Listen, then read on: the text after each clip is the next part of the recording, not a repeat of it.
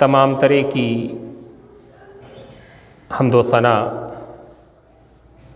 بڑائی اور بزرگی ہماری اور آپ کی تمام عبادتیں اور بندگیاں، تمام طاعتیں اور نیکیاں، ان سب کا مستحق صرف اور صرف اللہ رب العالمین ہے۔ درود و سلام نازل ہو اس کے آخری نبی محمد عربی صلی اللہ علیہ وسلم پر،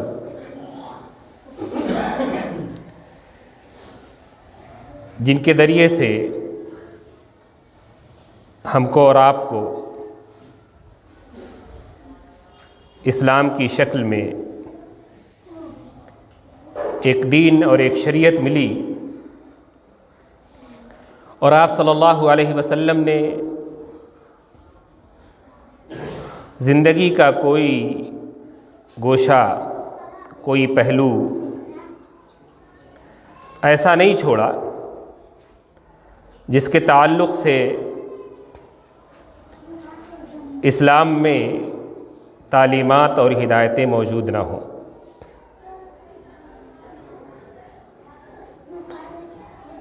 چونکہ یہ دین اور یہ شریعت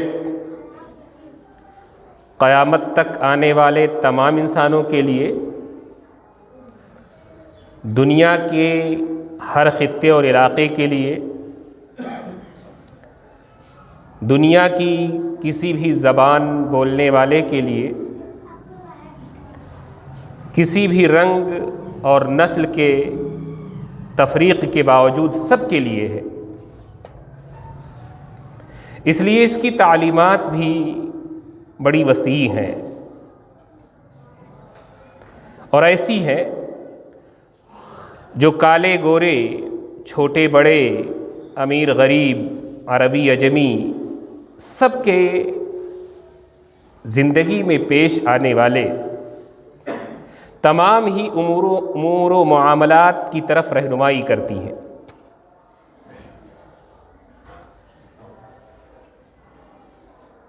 حضرات گرامی، اس دنیا میں جتنی بھی مہذب، متمدن اور تہذیب یافتہ قومیں ہیں، وہ دنیا کے چاہے کسی بھی خطے میں بستی ہوں اور کوئی بھی زبان بولتی ہوں، ان کے یہاں ایک دوسرے سے میل ملاقات کے وقت ایک دوسرے کے لیے پیار اور محبت کے اظہار کے لیے جذبہ غیر سگالی اور خیر اندیشی کو بیان کرنے کے لیے ایک دوسرے سے تعارف، انسیت اور رابطے کے لیے کچھ الفاظ ہیں، کچھ کلمات ہیں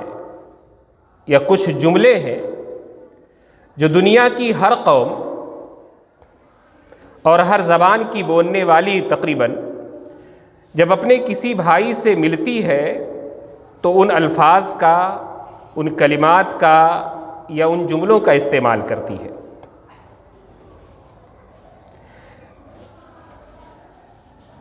آج کے اس ترقی یافتہ زمانے میں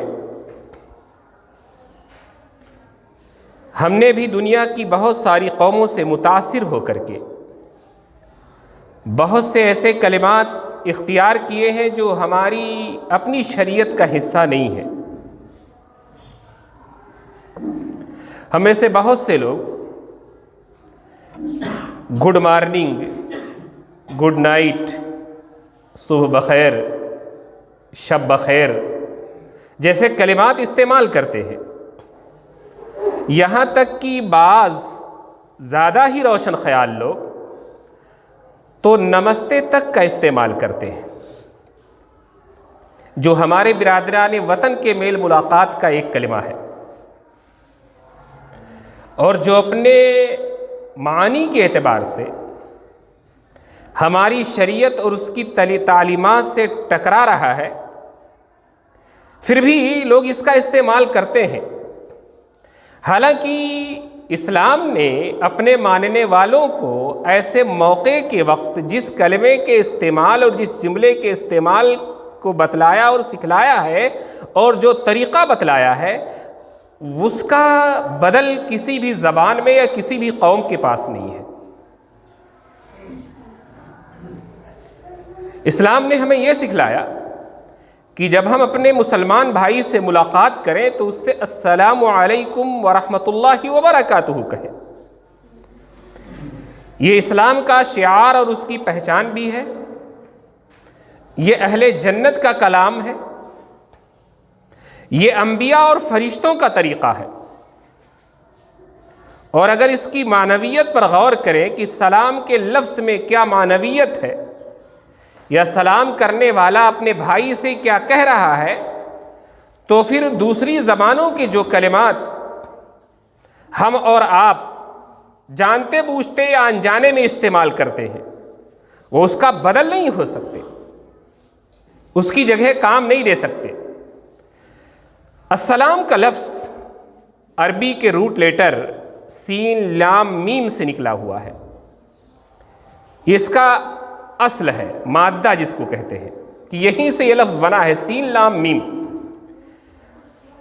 اہل زبان میں سے بعض نے کہا یہ سلم سے مشتق ہے، اور سلم کا معنی ہوتا ہے امن و سلامتی۔ جب ایک بندہ اپنے بھائی سے کہتا ہے السلام علیکم تو وہ کہتا ہے انت آمن، تم مامون ہو، تم بے خوف ہو، تم مجھ سے ملاقات کر کے امن اور امان میں ہو۔ وَأَسْأَلُ اللَّهَ لَكَ الْأَمْنَ وَالسَّلَامَ، اور میں تمہارے لیے اللہ سے امن و سلامتی کی دعا کرتا ہوں۔ اور یہ لفظ سلامت سے بھی ہو سکتا ہے، اور سلامتی کا معنی حفاظت ہوتا ہے۔ جب بندہ اپنے بھائی کے لیے کہتا ہے السلام علیکم تو وہ کہتا ہے کہ اللہ تعالیٰ تمہیں ہر قسم کے شر اور برائی سے، انسانوں کے شر اور برائی سے، شیاطین کے شرور اور برائیوں سے،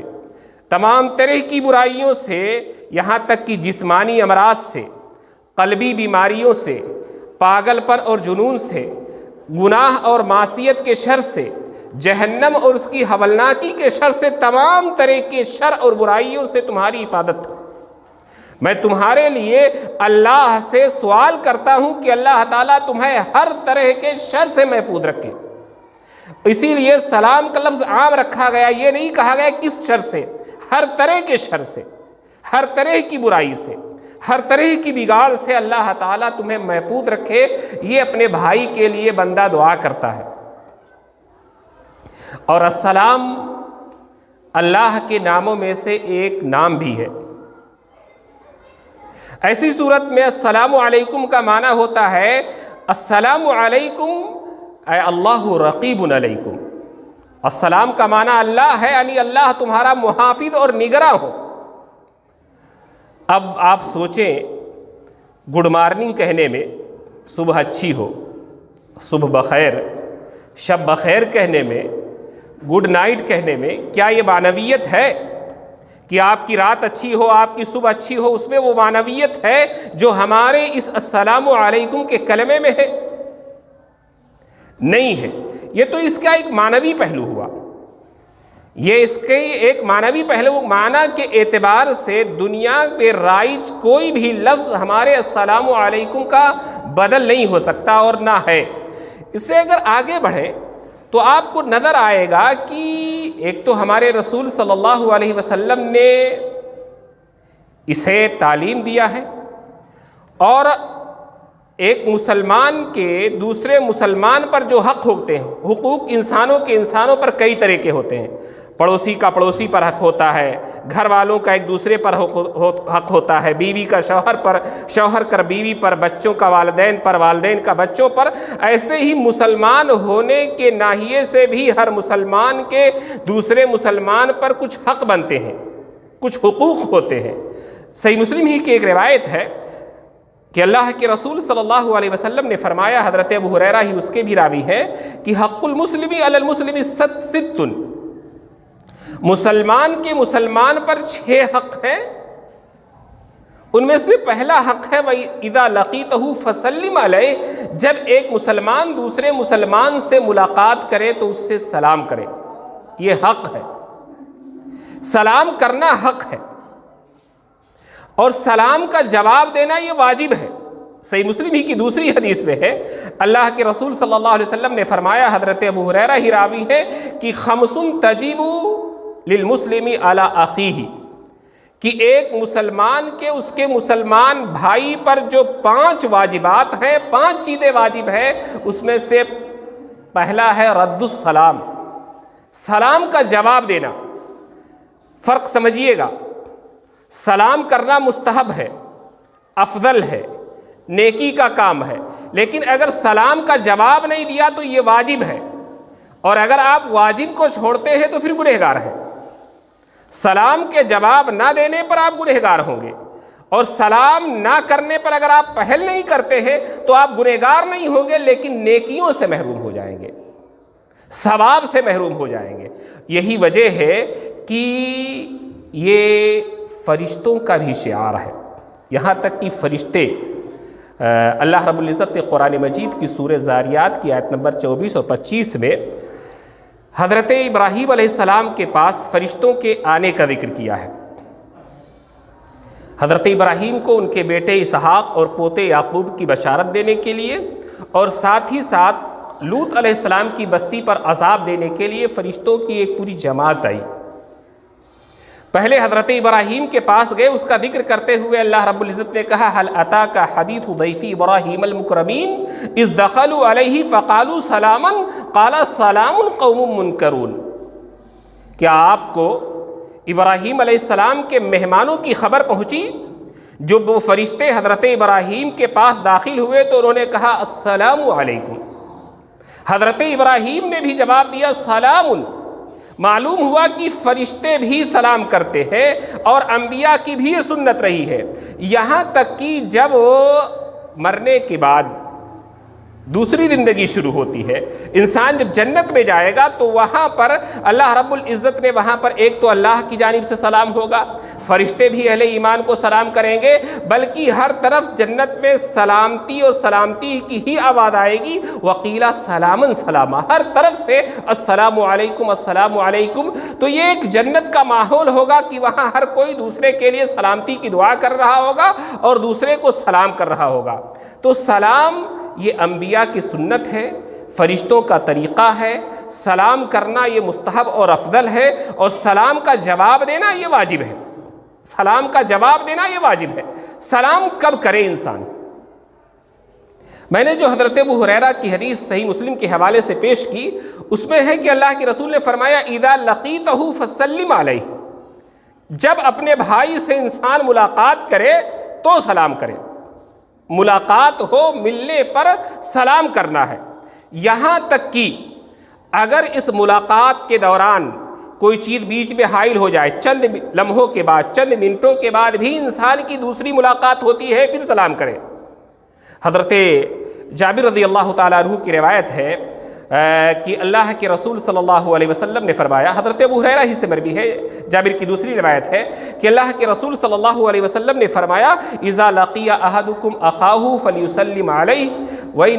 فإن حالت بینہما شجرۃ او جدار او حجر ثم لقیہ فلیسلم علیہ ایضا، کہ اللہ کے رسول صلی اللہ علیہ وسلم نے فرمایا جب تم میں سے کوئی اپنے بھائی سے ملاقات کرے تو سلام کرے، پھر ملاقات کے بعد دونوں کے درمیان کوئی درخت آ جائے، کوئی دیوار آ جائے، کوئی پتھر کی چٹان آ جائے، اور دونوں تھوڑی دور کے لیے جدا ہو جائیں اور پھر ملاقات کرے تو پھر سلام کرے، پھر سلام کرے، پھر اس کو سلام کرنا چاہیے۔ اور اللہ کے رسول صلی اللہ علیہ وسلم کے صحابہ کرام کی یہی سنت رہی ہے۔ صحیح بخاری اور صحیح مسلم وغیرہ کی ایک مشہور روایت ہے جس کو محدثین حدیث المسیء فی الصلاۃ کے نام سے یاد کرتے ہیں۔ ایک صحابی کا ذکر ہے اس میں، حضرت ابو ہریرہ کی جو روایت ہے کئی صحابہ اکرام سے مروی ہے، وہ کہتے ہیں کہ اللہ کے رسول صلی اللہ علیہ وسلم مسجد میں داخل ہوئے، فدخل رجل فصلى ثم سلم على النبي صلی اللہ علیہ وسلم فرد علیہ وقال ارجع فصلی فإنك لم تصلی، فرجع يصلي كما صلى ثم جاء فسلم على النبي صلی اللہ علیہ وسلم فرد عليه وقال ارجع فصلي فإنك لم تصلي. کہ اللہ کے رسول صلی اللہ علیہ وسلم مسجد میں تشریف لائے، ایک گوشے میں بیٹھ گئے. آپ کے بعد ایک شخص آیا، اس نے آنے کے بعد مسجد میں تحیۃ المسجد پڑھی، نماز پڑھی تحیۃ المسجد کی. نماز پڑھنے کے بعد جس گوشے میں اللہ کے رسول صلی اللہ علیہ وسلم تشریف فرما تھے وہاں گیا اور آپ صلی اللہ علیہ وسلم سے سلام کیا. آپ صلی اللہ علیہ وسلم نے اسے سلام کا جواب دیا اور کہا کہ جاؤ، واپس جاؤ،